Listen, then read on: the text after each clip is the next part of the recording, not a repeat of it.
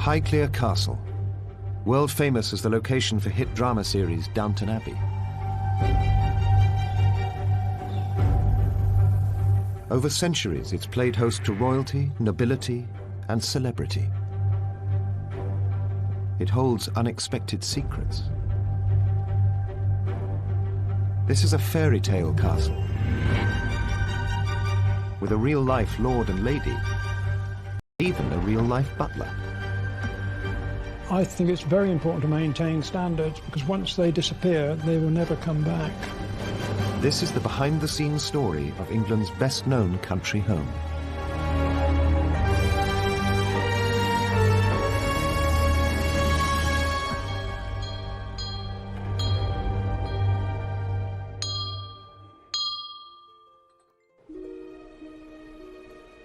"70 miles west of London lies one of the great estates of England, Highclere. A country house nestling in 5,000 acres. That's 5 times the size of New York's Central Park.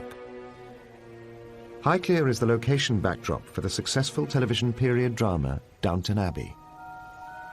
And walking through its doors is like walking onto the television set.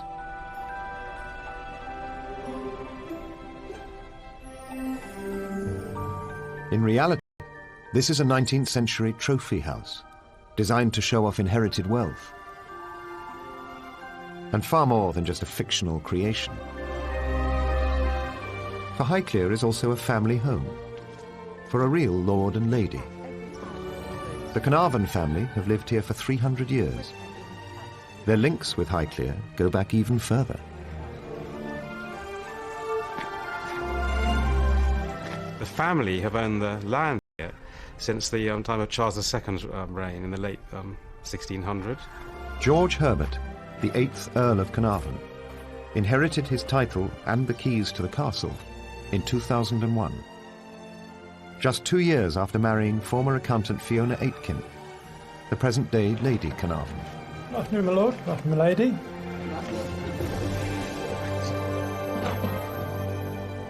I met my husband at the end of '96. I first came in January '97. But you don't know when you turn up you're going to end up marrying. You're just a guest. And I came for a shooting party, and we then were together for a couple of years before we got married. Lady Carnarvon married into a classic English fairy tale life, complete with servants, because an estate like Highclere doesn't run itself. Oh, how wonderful. Dunk, actually, then I'd be really happy. Back in the castle's heyday, an army of 60 servants attended to the lord and lady's every whim. Thank you very much indeed. Today, there's around 20 full-time staff helping manage this historic estate. Our role is really is that we're long-term stewards of the estate for the next generation of the castle and the estate, leaving it for the future generations to enjoy, really. Highclere costs a cool $1 million a year to maintain.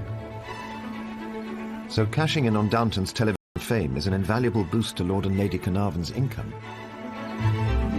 We really have to do our best to make the whole place earn its living and pay its way and add value where possible. And of course you can't really get any greater value added than finding Downton Abbey being shot at Highclere itself, which adds value in fact to all the enterprises here, in all honesty, because it's really put Highclere on the map. That map attracts 60,000 visitors a year. Most are Downton fanatics. So enthusiastic, and they turn up here and get so excited there's a real Earl and Countess. It's great. It's fantastic, and they've chosen to come here. It's been an extraordinary experience.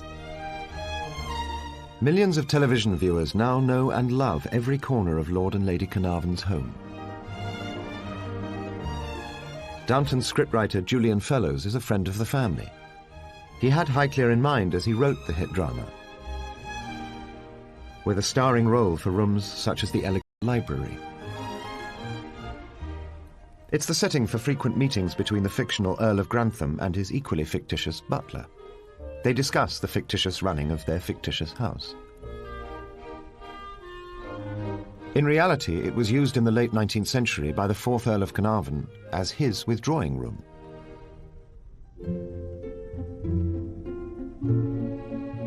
The ladies, however, withdrew to the more feminine splendour of the drawing room.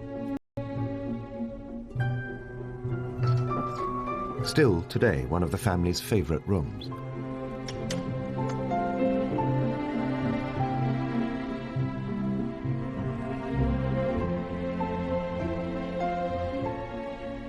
We thoroughly enjoy using it today. We use it for drinks before dinner. It's my preferred choice because it's quite a girly room when you're dressed up and relaxing at the beginning of an evening. Heaven. And Julie and Emma Fellows may stay. They will also come down and join us for drinks here. And obviously in Downton Abbey as well, it's used by the supposed Grantham family, and Maggie Smith and Cora. Elizabeth McGovern sit here for their tete-a-tetes, or in the third series there seems to be a few tete-a-tetes between Shirley MacLaine and Maggie Smith. Paintings in the house have been passed down the generations as family heirlooms.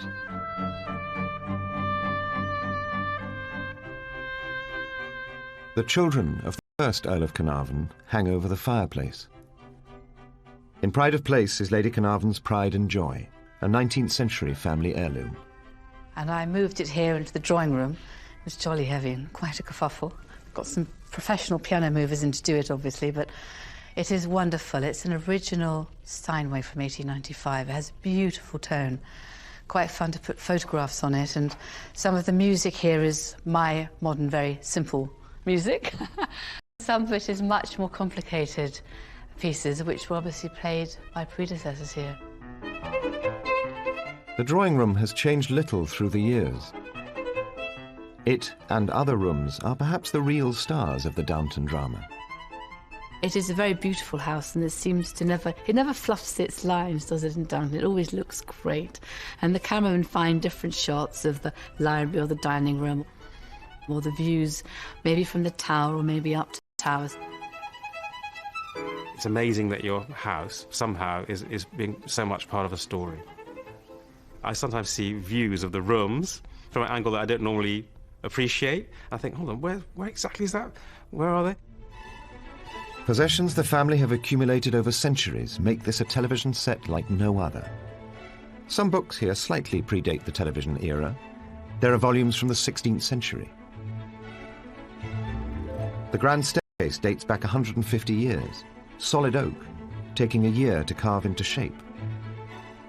Much is irreplaceable, not least the leather wall coverings, brought back from Spain by the 3rd Earl in 1631, and coats of arms, from the 1st Earl to his modern-day descendant. The treasure trove list goes on and on and on, to the accompanying tick-tock of 37 historic clocks. Napoleon's 1795 desk vies for attention with the Baroque ceiling from the same era, and one of the world's greatest family picture albums.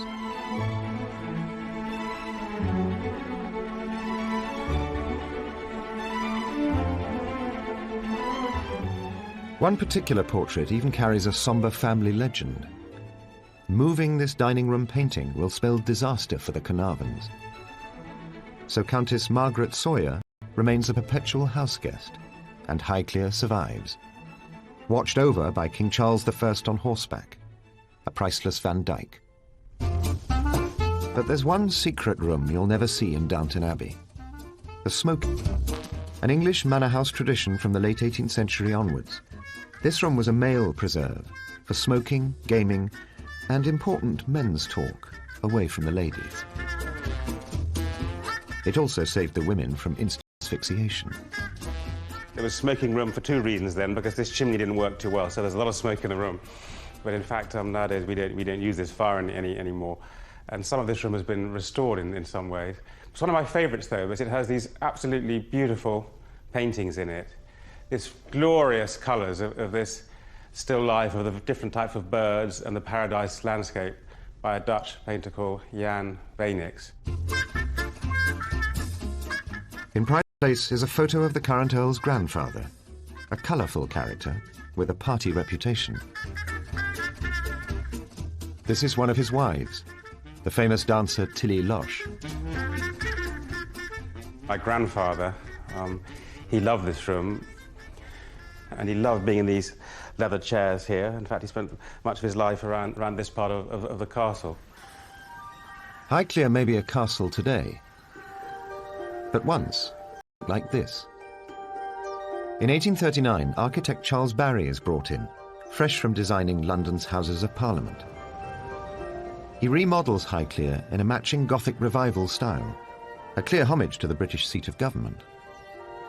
It turns what had been an unremarkable home into a far grander status symbol, and Highclere House transforms into the freshly minted Highclere Castle. Even earlier, the Parklands too had their own makeover. The most fashionable landscape gardener of his age, Lancelot Capability Brown, swept away the earlier formal gardens. Instead, he opened up Highclere to the beauty of the English countryside, and a peculiarly English tradition of creating the oddest of ornamental buildings. These fanciful structures, known as follies, were designed by family member Robert Herbert, inspired by classical ruins during the Grand Tour of Europe, de rigueur for young bucks of his day. I'm really in so much in debt from Robert Herbert's vision in the 18th century. Without that kind of vision, we wouldn't be enjoying so much today. To the south of the castle, Heaven's Gate, built in 1737. A pillared temple called Jackdaw's Castle, built in 1743. And to the northeast, overlooking Dunsmuir Lake, the romantic but utterly pointless Temple of Diana. Everything about the sprawling The mile-long drive to the house winds its way past 56 cedars of Lebanon, planted by the first Earl of Carnarvon over 3 centuries ago. Such planning takes time. Well, we're just coming into the main part of Lime Avenue, where most of these lime linden trees were planted at the time of my grandfather's birth in 1899, and most of them are still going strong today. Despite this tradition of planting for the future, not even an historic estate like Highclere can survive unchanged. Ever-rising maintenance costs and taxes have chipped away at the landholding. Like many estates, it has lost some land. It was perhaps a bit 20% bigger then, but much of it is still intact today. Another intact, though much changed tradition involves the human face of the Highclere estate. For 300 years, the privileged Carnarvons have been looked after by faithful servants. Today, they still employ a butler. In the past, he'd been known as Mr. Edwards. These days, it's just Colin. This is a job that you dress up, you look smart, you feel good. And if you feel good, you can do your job better, I think. The role of the butler nowadays differs quite enormously from what it was in Downton's days. In those days, they looked purely after the family. No, I think in the Downton era, it would have been completely different. I'm quite envious of Carson. Today, it's all about multitasking. In the summer, Colin also works in the visitors' ticket office, when he's not looking after the family.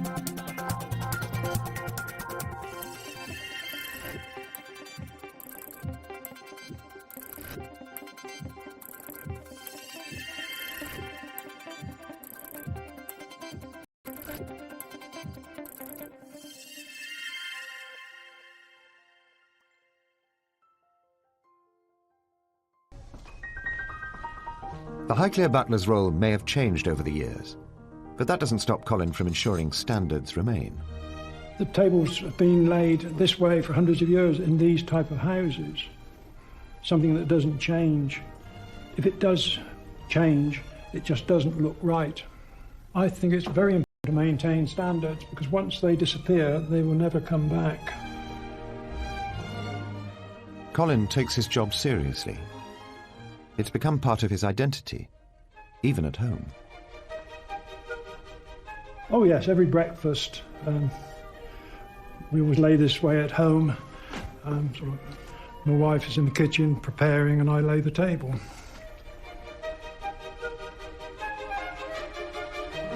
So how did Colin rate his Downton alter ego? When you see Mr. Carson laying the table, he's learnt very quickly how it should be done, and I think I would employ him.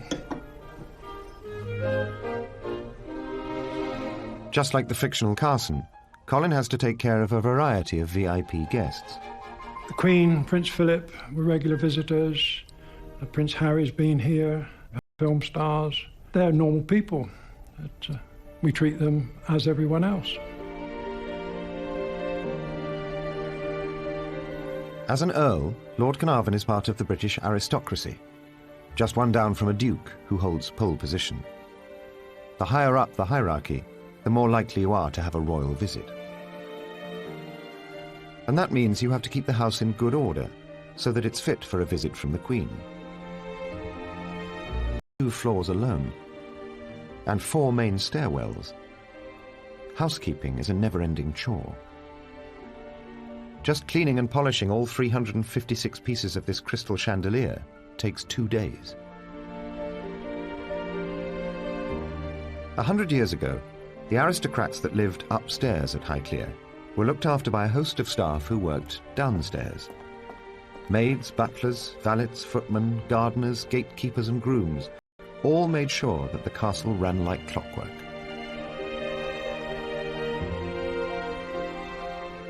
And woe betide any servant disobeying strict codes of conduct. Maids cleaned in the early hours of the morning to avoid disturbing their sleeping lord and lady. Servants must neither be seen nor heard. Cheap labour provided no motive for labour-saving devices. Everything was done by hand. Electricity came early to Highclere. In the 19th century, only the wealthy could afford it. And new high-tech devices proved handy for summoning the servants. What we have here is the bell board, which every room virtually in the castle has a button in each room which is connected to all the different little bells there. And if someone presses them, the centre then starts waggling and you can tell which room has called you. The bell board saved servants the bother of lurking outside a room to see if they were needed, but only if they could get on more efficiently with work downstairs. A few other state-of-the-art household aids have survived the centuries. High in the tower is where unmarried maids once slept, once strictly off-limits to young male footmen, now equally off-limits to tourists visiting the castle. 3 maids shared each tiny room, never far from the call of duty. The only high-tech appliance here was to help in case of fire. The ground is a long way down, so a canvas escape chute could be hung from the window. Maids were taught to keep arms close to bodies, otherwise delicate elbows might catch in the metal hoops. Complementing the inside staff are ground staff looking after the estate. This has been a playground for deer since medieval times. But to protect the vegetation, their numbers have to be kept under control. And so it takes one man and his gun. In the office they call me Robert Hawker, the deer stalker, because it rhymes. Estate for 7 years. Maintaining a healthy population means culling the weaker animals.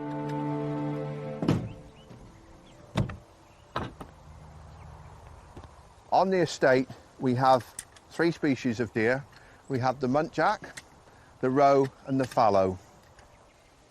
They're such beautiful animals, and you know, my job here is just to make sure that they flourish. You've got to feel always, I believe, to be a true sportsman and be able to do this sort of thing, you've got to feel remorse for what you've just done. And there's little hair there, tucked up under the rain. You've got to feel remorse for what you've done, otherwise you just become a killing machine. And you need to feel that. It's a lovely animal that we've culled. Just before dark, a lot of stuff moves in that last 15 minutes of daylight. That's when the possibilities go up higher for a shot. But maybe not this time. Robert didn't get to pull the trigger tonight. His deer have a lucky escape. Sunrise is a busy time for the estate gamekeepers. It's feeding time for the pheasants.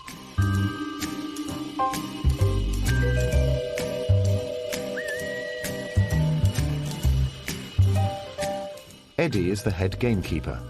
He's been here pretty much forever.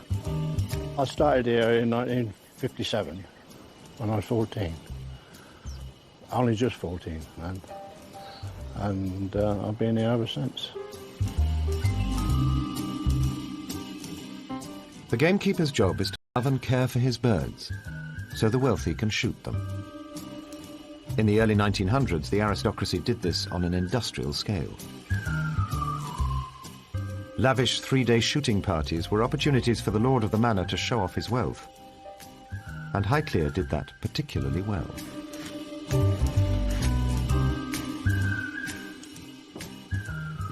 Here in the gamekeeper's staff room, Eddie recalls Highclere's golden era.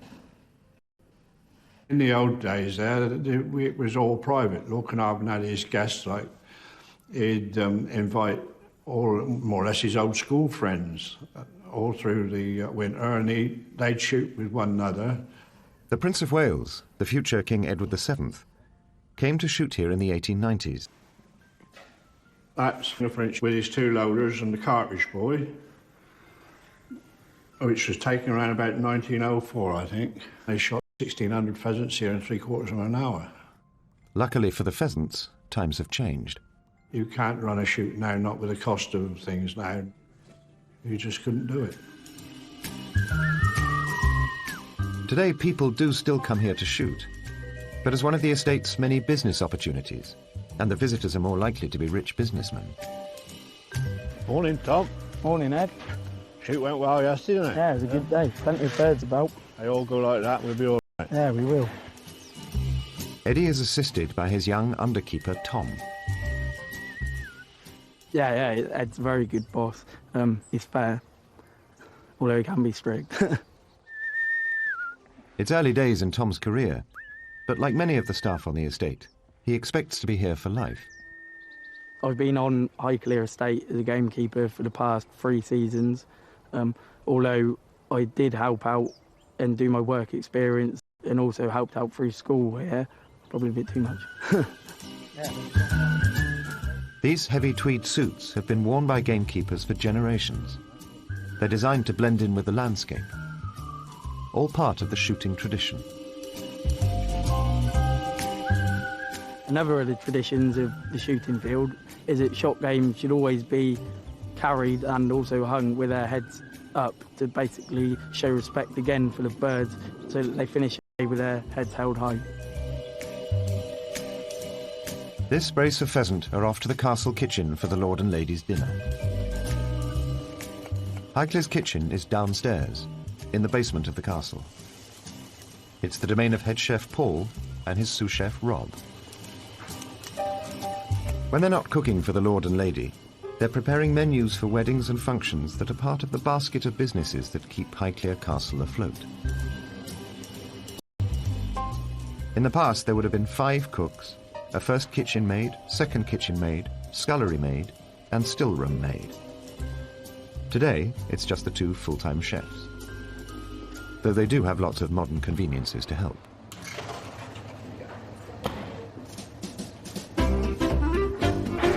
Morning, Paul. Good morning, Here's Ed. a present for you. Fantastic. Rewarded. Thank you. Lovely. Thank you. This pheasant is destined for a mushroom risotto, a dish cooked in this kitchen for more than 100 years.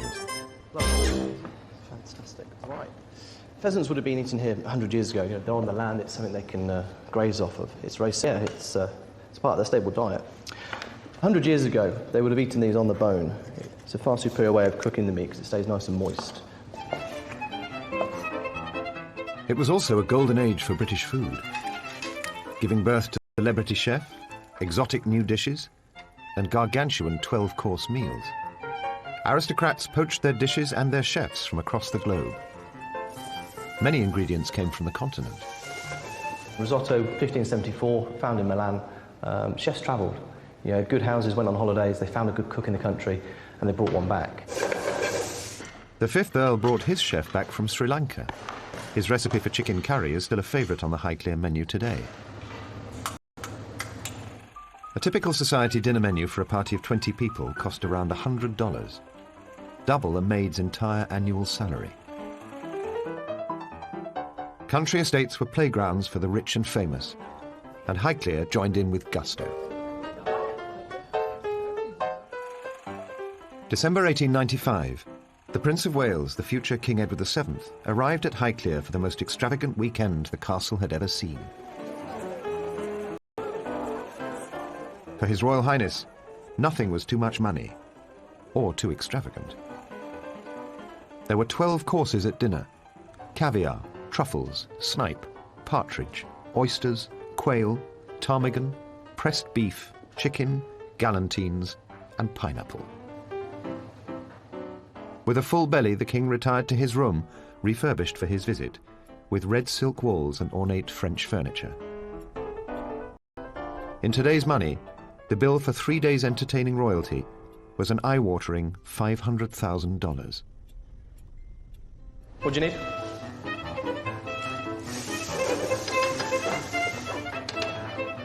I think 100 years ago when Lord and Lady Carvin or any lord or any lady in a house in England were entertaining, they wanted to be the best. They had to be the best. It was about being top of the tree and having the finest ingredients, being lobster, be it fillet of beef, be it venison. I think today, under Lord and Lady Carnarvon, we're a lot more cost aware. We are a business, we do need to make money, but the families still live well. And the current Lady Carnarvon is still very particular about the cooking. Lady Carnarvon and I have had many conversations over the apple charlotte recipe. It's something I love to make with brioche and golden delicious apples. However, I don't think Lady Carnarvon's nanny made it the same way, so we're still fighting to come up with the perfect recipe ready for Lady Carnarvon. Highclere is a spectacular house with a rich and exotic past. But the most extraordinary chapter in its 300-year-old history began in 1890, when the present Lord Carnarvon's 5th Earl ran up huge debts, and Highclere was facing potential ruin. But the Earl had a solution. He married a teenage heiress, Almina Wombwell, daughter of banking giant Alfred de Rothschild. 100 years ago, an extraordinary woman called Almina lived here. She was an heiress, and unlike the character Cora in Downton Abbey, she was an heiress with that wonderful thing called cash, and it was her own cash. It wasn't entailed, it wasn't tied up. She was a tremendously wealthy woman. As part of the marriage settlement, de Rothschild paid $200,000 to cover the Earl's debts and provided Almina with a dowry of $800,000. Almina's fabulous wealth ensured the flag continued to fly over Highclere, and her mark on the castle survives today. This is a silk wall covering here, which was given as a present to Lady Almina by her father, Alfred de Rothschild, just over 100 years ago now. And he gave her enough silk both for the wall covering and the curtains. In original form, it would have cost thousands of dollars. Nothing was too much for Almina and her insatiable appetite for the good life. She loved wearing jewels and dancing. She was just barely 5 foot, very trim figure, loved the best clothes, the best jewels. Not only rich, but also the wife of an earl. Unsurprisingly, Almina was a popular society hostess. Her party seemed often to start at 10 o'clock at night when everyone would draw up, and the house was one of the first in the area to be electrified, to have electricity. And they would dance till 6 in the morning. Carnarvon might come downstairs and say a few words, and then he'd retreat back up to his sitting room and probably carry on reading or whatever else. In fact, Carnarvon was working on something big. Something so big that it would bring worldwide fame to Highclere. This was the Lord Carnarvon, who bankrolled the discovery and excavation of Tutankhamun's tomb. The story of how the Earl helped make such an extraordinary discovery began with his passion for automobiles. My great-grandfather was fascinated by the new technology of the early motor cars, the engines and designs, and he was one of the first people to import the really earliest cars. I think he became quite keen on becoming a bit of a speedster and driving rather fast, because he did have some fairly spectacular accidents. One in Germany where he turned the whole thing over and broke a whole bunch of bones around his, even his jaw, upper body, was nursed back to health by my amazing great-grandmother Almina. The accident left... And not be in the humid, cold climate of England, which is one of the reasons why he started going out to Egypt. And there, in Egypt, Carnarvon developed a passion for ancient relics. Deep down in Highclere's cellars are replicas of the contents of a pharaoh's tomb. Created by the modern-day Earl, this memorial to his great-grandfather includes one of the most recognizable images in the world, the golden mask of the boy king, Tutankhamun. Really, my great-grandfather was a man on a quest. He was absolutely fascinated by objects of great antiquity and great beauty, and he really wanted to find something that really hadn't been found before. The Earl used his wife's fortune to fund the archaeologist Howard Carter as he searched the Valley of the Kings. Several years and thousands upon thousands of dollars later, they made history. Of course, they made the fateful discovery end of October, November 1922, when one of the workmen found those now famous steps down to the rock-cut tomb. Lord Carnarvon was beside Carter as he chiseled the first hole in the sealed entrance. Carnarvon asked, "Can you see anything?" Carter replied with the famous words, "Yes, wonderful things." And of course, they came away with the greatest archaeological discovery and archaeological prize that's ever been, really. The discovery made headlines all around the world and put Highclere on the map. Highclere was completely became part of a global event with the discovery of the tomb. There was the first Pathé News cine film and all that kind of thing. It went right around the world, and everyone wanted an interview with Lord Carnarvon. But just at his moment of greatest triumph, disaster struck. Resting on the banks of the Nile, the Earl was bitten by a mosquito. Just 4 months after the spectacular discovery, Lord Carnarvon died from the effects of septicemia. Newspapers around the world blamed the tragedy on a curse from the tomb. And the hype intensified after a bizarre coincidence. As the Earl passed away in Egypt, his dog Susie, back at Highclere, howled and died at the exact same instant.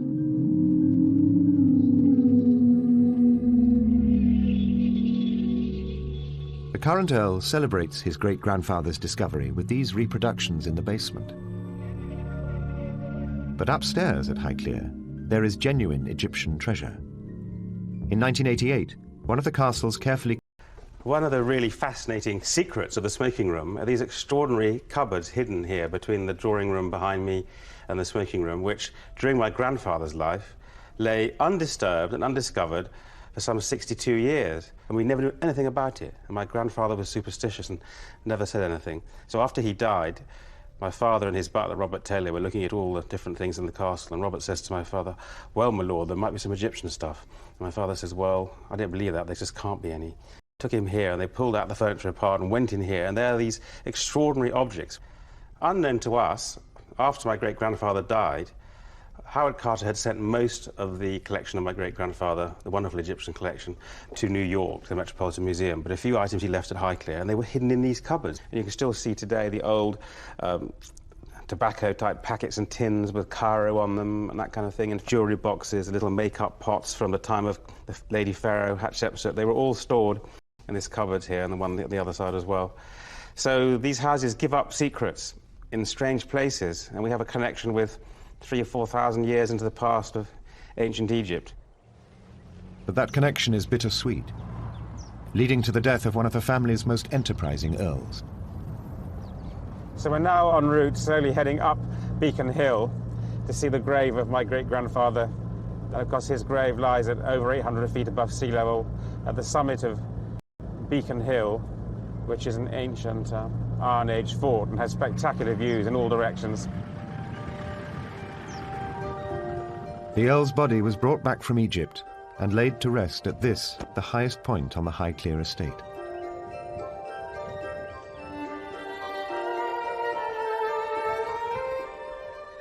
We're right by the grave of my great-grandfather, the 5th Earl of Carnarvon.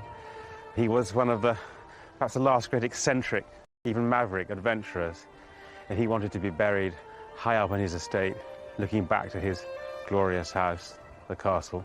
And maybe he also thought that he was buried in a quiet, desolate spot, like the extraordinary ancient pharaoh Tutankhamun whose tomb he discovered. It's always rather poignant coming back up here and looking at his grave. It just makes one think of past ancestors and what they did, really. The 5th Earl has been written into the history books, forever linking the family name Carnarvon with one of the most extraordinary discoveries of all time. Almina also had a moment of glory, but hers had come a few years earlier.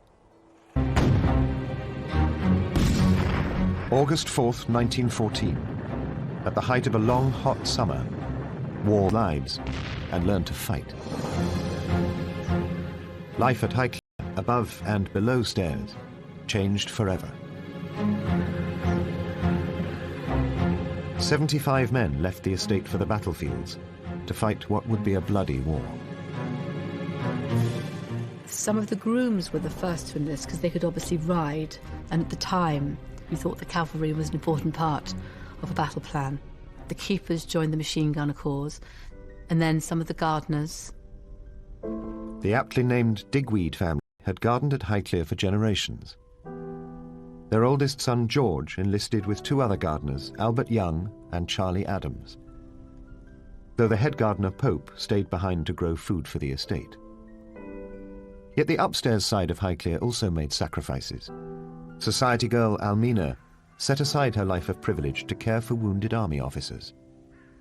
She had decided that she wanted to turn this house into a hospital. Almina organised doctors and surgeons and hired 30 nurses. Highclere was transformed into a makeshift hospital for hundreds of men. Blinds were fitted to all the south-facing windows to offer shade for her patients. The journey home from the front wasn't easy, but the ones who survived were met at the door by Lady Almina.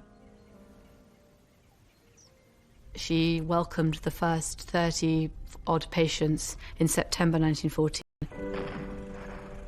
As the officers began to arrive, the enormity of the situation became apparent. 2/3 had injuries to bones from shrapnel and gunshot wounds.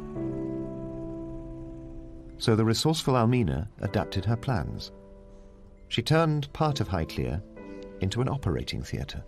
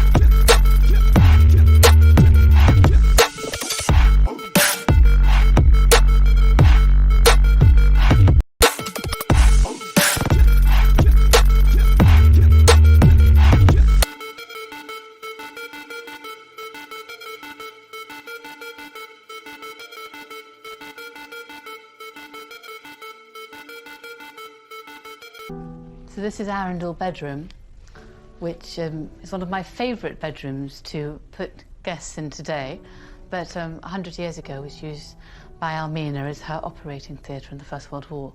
I imagine it's because it was near the stone staircase which could be used by the staff, and this was where apparently there used to be operations every Monday when the surgeons would come down by train from London.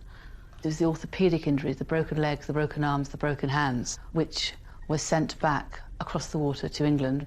So many of them had not merely a bust leg or bullets in their calf, but also gangrene and dysentery. So Almina was faced with some quite tough cases. While the officers were convalescing, Almina spared no expense to make them comfortable. Silver service dinners were followed by cards in the library. Highclere was a haven for the wounded. In the archives are hundreds of letters from grateful patients and families, testimony to the work of Almina. I was indeed lucky to be sent to Highclere, and shall never forget all your kindness.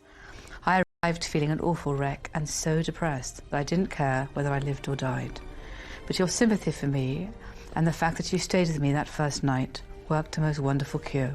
My heart feels too full for me to express the deep gratitude I feel for you for all you've done for me. Oh, I cannot tell you what a joy it is to be able to do so much already, and my heart feels too full for me to express the deep gratitude I feel to you. Some of the letters are moving because they're obviously written by a right-handed man in his left hand, learning to write from scratch because he'd lost his right hand. But she was an extraordinary woman. She had the money, and if she didn't have the money, she would still have on such a scale and just go for it. What a lot we owe to people who came before us. The war claimed millions of lives, wiping out entire estates and whole family lines. Half of the men sent off to war were dead, wounded or missing, including 13 men from Highclere. Among them, gardeners George Digweed and Charlie Adams were taken prisoner and died in captivity, while Albert Young was killed in action. The end of the war brought massive social and political change and heralded a new era in England. Men who left as servants returned as less deferential, battle-hardened veterans, demanding social equality. A British economy ruined by war demanded new taxes, a shock to the landed gentry, used to income tax at 6%. By the time Lloyd George had his budget right at the end of the First War, it was more like 50, 60.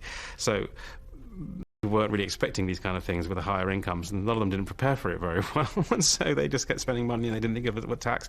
And then things were sold. So a lot of estates began to be broken up. Everyone was struggling to make ends meet. The New World, America, was where the money was, and art was being sold from this country to America to fund the gap and for the families in this country to pay their tax, because their revenue from land and farming was fallen off a cliff. There was very little.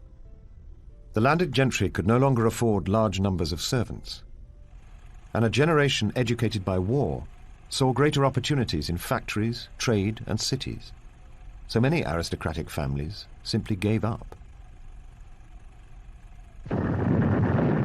In the 1950s and 60s, many British country houses were demolished. Against all the odds, Highclere survived. The present Lord Carnarvon has taken on the challenge of preserving the best of the past. But it can be a daunting task. As Julian Fellowes has said in the Downton script, you don't want to be the Earl that lets the whole thing down and it all goes and collapses, and that's the thing that really sort of hangs over one a bit, because it's been discussed a number of times by Lord Grantham, and of course I feel sort of the same thing. Luckily, business is booming on the estate, and the Earl has been able to spend millions of dollars restoring the castle. Inside the house, the salon with its triple height vaulted ceiling and the roof above us now over 2 years, which was a few £100,000, but we definitely had to do it, or we'd be very wet sitting here right now. It never really ends at Highclere. There's always something to be fixing, isn't there? So... Yes. I like doing the fun bits inside, but without having good roofs and good walls, there's no point, you know, making it look beautiful again. As well as repairing the fabric of the house, there are other, more unusual costs. One man's folly is another man's maintenance project. Recently, all have been restored by the Earl. But everything we do here, whether it's fixing heritage buildings like follies or even roofs and walls, it's all really for the long term. It's not really a short term. To pay for the long term, Highclere has become a business, mixing old traditions with a new modern twist. The land around the castle is one of the last aristocrat-owned farming estates. The Highclere estate is around 5,000 acres. Quite a bit of it is actually grassland, rough pasture land like this downland we're on now, and also woodland. There's about 2,000 acres of arable land for farming, and we're still growing wheat, barley, oats, and we also have about 1,600 ewes, and of course they're lambs as our sheep flock, because we have around 1,500 acres of grass to graze here, which is a fair amount on a estate of this size. The family has farmed here for hundreds of years, an important source of income for generations. I think the basic tenets and skills of management of game and wildlife in general probably haven't changed so much. But like most farms today, it's had to diversify. Highclere is now famous for horse feed. They produce award-winning oats for racehorses, including the Queen's.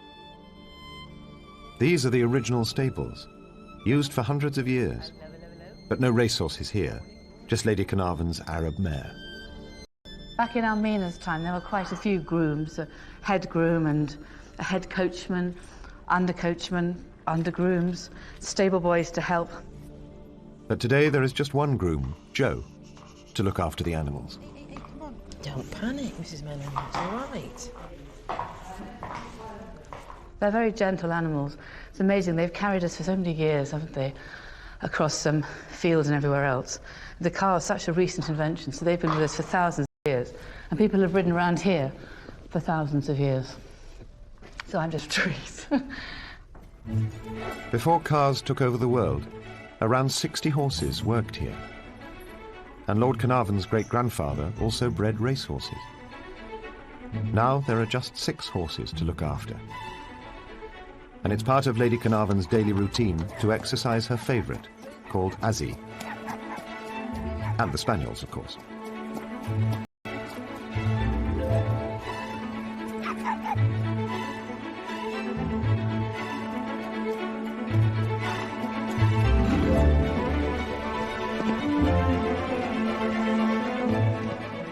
I love just riding through the park fields because as you go and you look back, there's amazing views of the castle, and it was really designed for people to ride on horseback. It's very, very peaceful. I think I always get a sense of coming into another world. I think it's the landscape and the cedar trees.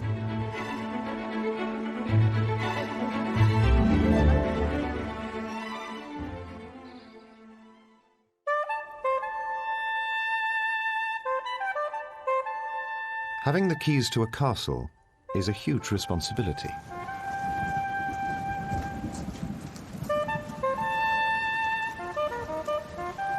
I think we'd just about be able to get it to a state where the worst of the really big repairs have been done. That would mean all the difference to me, really, to have achieved that in my lifetime. I can say that, hand over to my son George eventually and say, look, at least, you know, you can build on that. You're not having to go right back to square one with repairs that haven't been done for 150 years. Between them, Lord and Lady Carnarvon are preserving Highclere for future generations. I see my role as I'm trying to support his endeavours to, you know, not drop the baton, to keep this, you know, to continue to live here and look after the landscape and the house and leave it in better nick than we inherited it, in a way that is relevant in today's world. But she's going to pick it up. She's thrilled. With its dedicated caretakers and newfound fame in Downton Abbey, Highclere Castle will remain one of the great estates of England for some time to come.